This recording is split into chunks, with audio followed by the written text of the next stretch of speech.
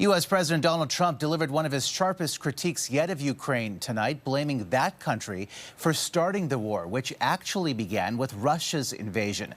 Those comments coming 3 years into the war and hours after Washington kick-started peace talks with Moscow, snubbing Kyiv. Here's CTV's Washington Bureau Chief Joy Malbon.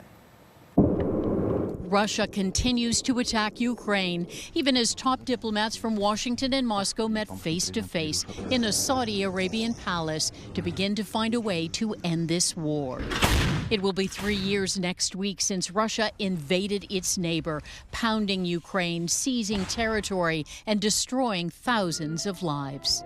There has to be concessions made by all sides. We're not going to predetermine what those are. We're certainly not going to negotiate this today. Notably absent from these high-stakes talks, Ukraine's President Volodymyr Zelensky, who angrily said, "No one decides anything behind our backs." President Donald Trump, who kick-started these talks, bashed Zelensky and falsely blamed Ukraine for starting the war. I think I have the power to end this war, and I think it's going very well.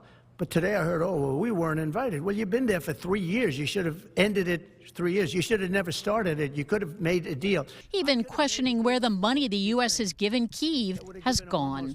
For Russia's Vladimir Putin, this is already a win. Reestablishing diplomatic relations with Washington puts Russia back on the world stage.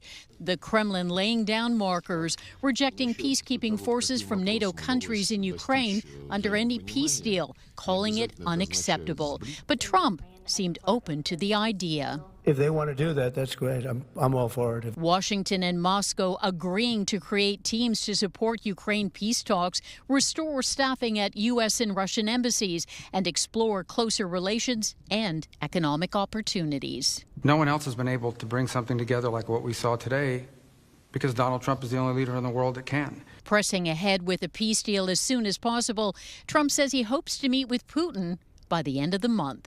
Joy Malbon, CTV News, Washington.